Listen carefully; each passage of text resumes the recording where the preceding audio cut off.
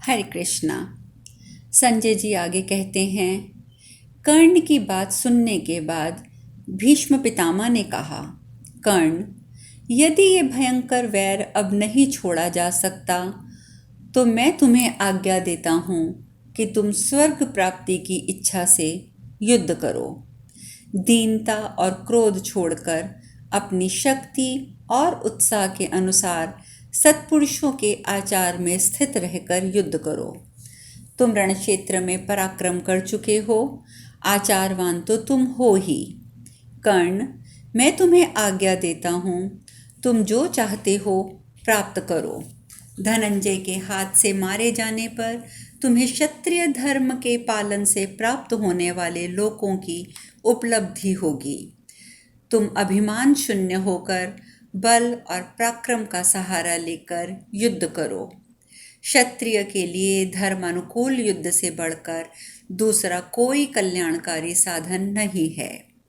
कर्ण, मैं तुमसे सत्य कहता हूँ, मैंने कौरवों और पांडवों में शांति स्थापित करने के लिए दीर्घ काल तक महान प्रयत्न किया था, किंतु मैं उसमें कृतकार्य न हो सका। संजय कहते हैं, राजन, गंगानंदन भीष्म के ऐसा कहने पर राधानंदन कर्ण उन्हें प्रणाम करके उनकी आज्ञा ले रथ पर आरूढ़ हो आपके पुत्र दुर्योधन के पास चला गया। इस प्रकार श्री महाभारत भीष्म पर्व के अंतर्गत भीष्म वध पर्व में भीष्म कर्ण संवाद विषयक 122वां अध्याय पूर्ण हुआ और इसके साथ ही आज भीष्म पर्व भी संपूर्ण हुआ। अब अगला पर्व शुरू करने से पहले हम इसकी श्रवण महिमा सुनेंगे।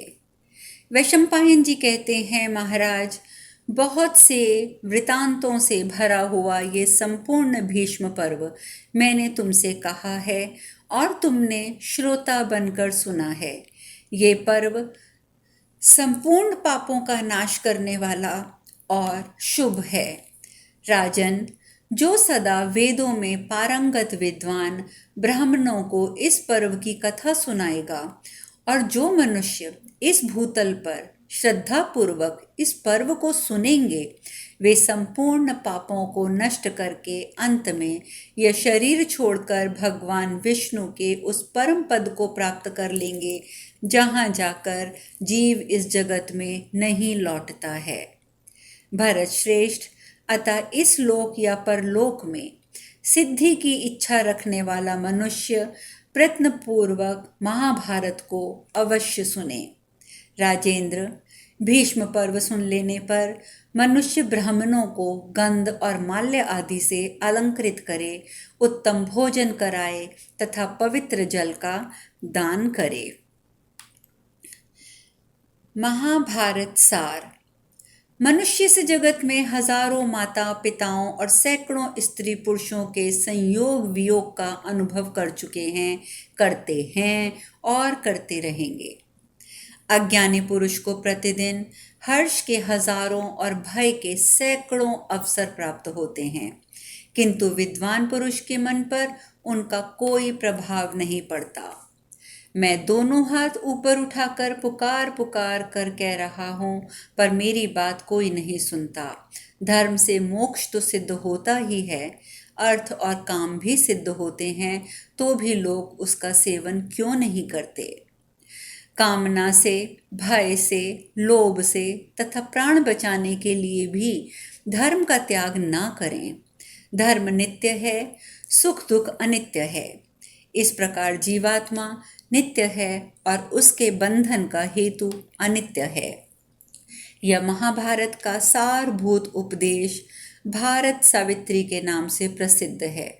जो प्रतिदिन सवेरे उठकर इसका पाठ करता है, वह संपूर्ण महाभारत के अध्ययन का फल पाकर परम ब्रह्म परमात्मा को प्राप्त कर लेता है।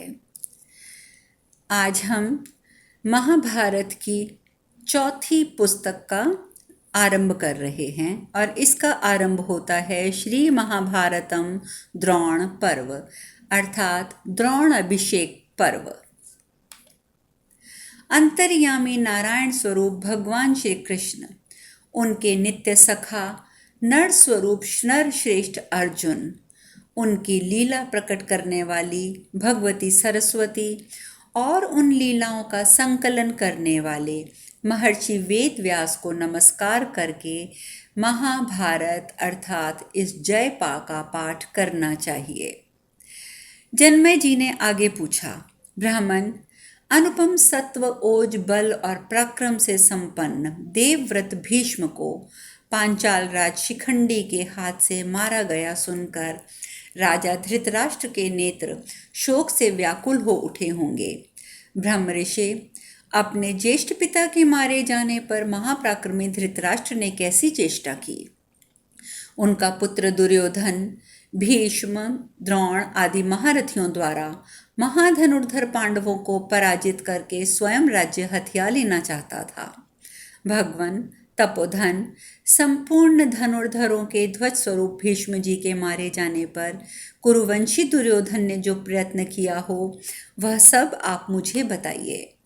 वैशंपायन जी कहते हैं, जन्मेजय, ज्येष्ठ पिता को मारा गया सुनकर कुरुवंशी राजा धृतराष्ट्र चिंता और शोक में डूब गया।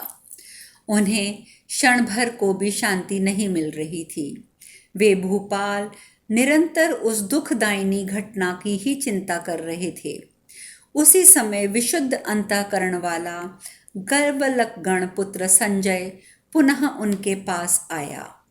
महाराज, रात के समय कुरुक्षेत्र के शिविर से हस्तिनापुर में आए हुए संजय से अंबिका नंदन धृतराष्ट्र ने वहां का समाचार पूछा। भीष्म की मृत्यु का वृतांत सुनकर उनका मन सर्वथा अप्रसन्न और उत्साह शून्य हो गया था। वे अपने पुत्रों की विजय चाहते हुए आतुर की भांति विलाप कर रहे थे। धृतराष्ट्र ने पूछा, तात संजय, भयंकर पराक्रमी महात्मा भीष्म के लिए अत्यंत शोक करके काल प्रेरित कौरवों ने आगे कौन सा कार्य किया? उन दुर्घष वीर महात्मा भीष्म के मारे जाने पर तो समस्त कुरुवंशी शोक के समुद्र में डूब गए होंगे। फिर उन्होंने कौन सा कार्य किया? संजय, महात्मा पांडवों की वह विशाल एवं प्रचंड सेना तो तीनों लोकों के हृदय में तीव्र भय उत्पन्न कर सकती है। उस महान भय के अवसर पर दुर्योधन की सेना में ऐसा कौन सा वीर महारथी पुरुष था जिसका आश्रय पाकर सम्रांगण में वीर कौरव भयभीत नहीं हुए थे? संजय, कुरुश्रेष्ठ देवव्रत के मारे जाने पर उस समय सब राजाओं में कौन कौन सा कार्य हुआ यह भी मुझे बताओ। संजय ने कहा, राजन, उस युद्ध में देवव्रत भीष्म के मारे जाने पर उस समय आपके पुत्रों ने जो कार्य किया वह मैं आपको बता रहा हूँ, इसे आप एकाग्रचित होकर सुनिए। राजन, जब सत्य पराक्रमी भीष्म मार दिए गए उस समय आपके पुत्र और पांडव अलग अलग चिंता करने लगे। पुरुष सिंह वे क्षत्रिय धर्म का विचार करके अत्यंत विस्मित और प्रसन्न हुए। फिर अपने कठोरता पूर्वक धर्म की निंदा करते हुए उन्होंने महात्मा भीष्म को प्रणाम किया और उन अमित पराक्रमी भीष्म के लिए झुकी हुई गांठ वाले बाणों द्वारा तकिए और शैया की रचना की। इस प्रकार परस्पर वार्तालाप करके भीष्म जी की रक्षा की व्यवस्था कर दी गई और उन गंगानंदन देवव्रत की अनुमति लेकर उनकी परिक्रमा करके आपस में मिलकर वे काल प्रेरित क्षत्रिय क्रोध से आंखें लाल किए पुनः युद्ध के लिए निकले।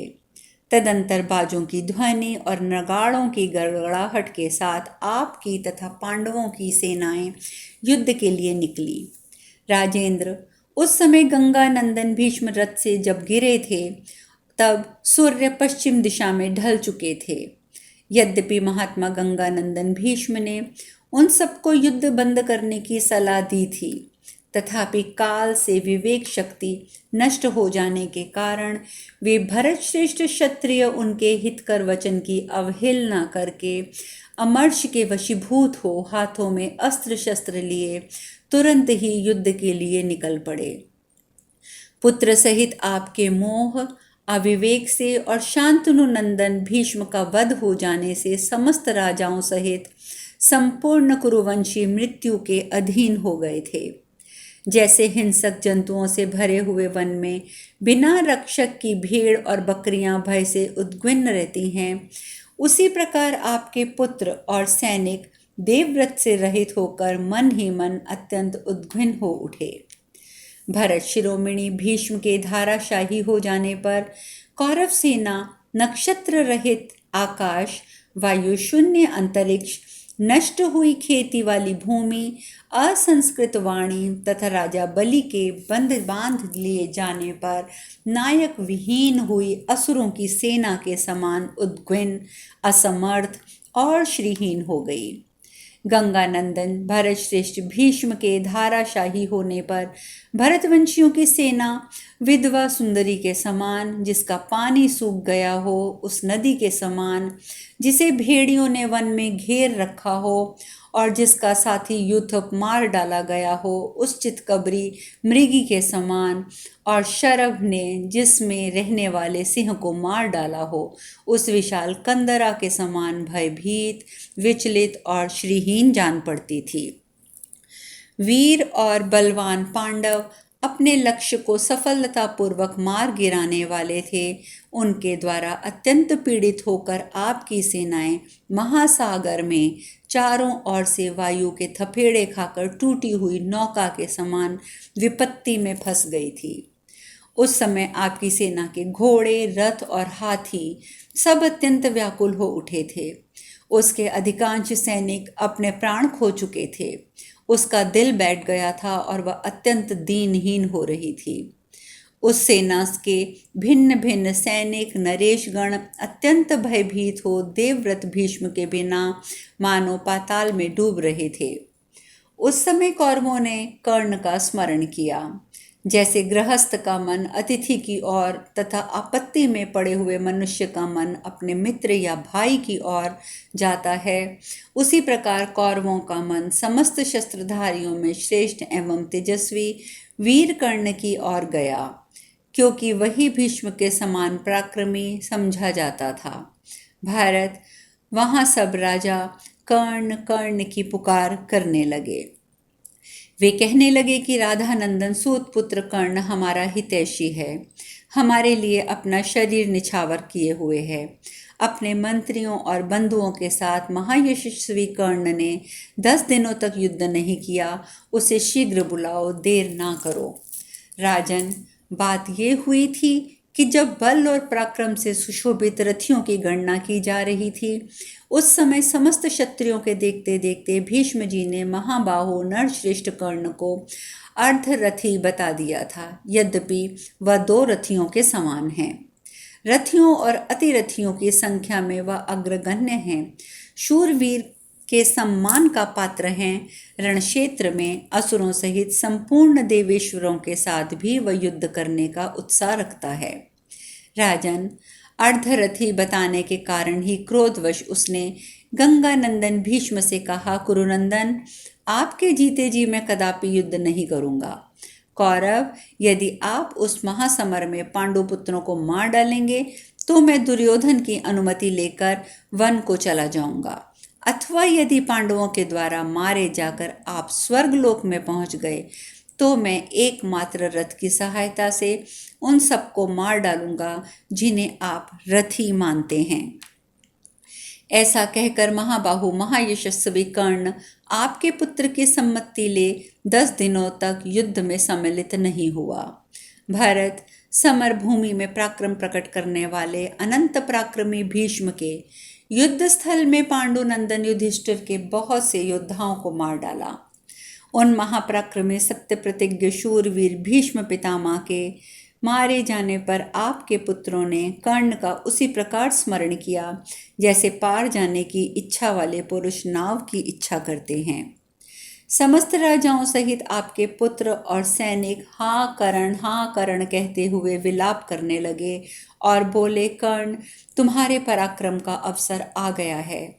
इस प्रकार आपके महाबली योद्धा लोग राधानंदन सूत पुत्र कर्ण को, जो दुर्योधन के लिए अपना शरीर निछावर किए बैठा था, एक साथ पुकारने लगे। राजन, कर्ण ने जन्मदग्नि नंदन परशुराम जी से अस्त्र विद्या की शिक्षा प्राप्त की है और उसका पराक्रम दुर्निवार्य है। इसीलिए हम लोगों का मन कर्ण की ओर गया, ठीक वैसे ही जैसे बड़ी भारी आपत्ति के समय मनुष्य का मन अपने मित्रों तथा सगे संबंधियों की ओर जाता है। राजन, जैसे भगवान विष्णु देवताओं की सदा अत्यंत महान भय से रक्षा करते हैं, उसी प्रकार कर्ण हमें भारी भय से उबारने में समर्थ है। वैशंपायन जी कहते हैं, जन्मेजय, जब संजय इस प्रकार बार बार कर्ण का नाम ले रहा था, उस समय राजा धृतराष्ट्र ने विषधर सर्प के समान उच्छ्वास लेकर इस प्रकार कहा, संजय, जब तुम लोगों का मन विकर्ण तनपुत्र कर्ण की ओर गया, तब क्या तुमने शरीर निछावर करने वाले सूत पुत्र राधानंदन कर्ण को वहां देखा? कहीं ऐसा तो नहीं कि संकट में पड़कर घबराए हुए और भयभीत होकर अपनी रक्षा चाहते हुए कौरवों की प्रार्थना को सत्य पराक्रमी कर्ण ने निष्फल कर दिया हो? भीष्म के मारे जाने पर युद्ध स्थल में कौरवों के पक्ष में जो कमी आ गई थी, क्या उसे धनुर्धारियों में श्रेष्ठ कर्ण ने पूरा कर दिया था? क्या उस खंडित अंश की पूर्ति करके कर्ण ने शत्रुओं के मन में भय उत्पन्न किया? संजय, जगत में कर्ण को पुरुष सिंह कहा जाता है। क्या उसने रणभूमि में शोकार्त होकर विशेष रूप से क्रंदन करने वाले अपने उन बंधुजनों की रक्षा एवं कल्याण के लिए अपने प्राणों का परित्याग करके मेरे पुत्रों की विजय अभिलाषा को सफल किया? इस प्रकार श्री महाभारत द्रोण पर्व के अंतर्गत द्रोण अभिषेक पर्व में धृतराष्ट्र प्रश्न विषयक पहला अध्याय आज पूर्ण हुआ। अब शेष कथा कल। हरे कृष्णा।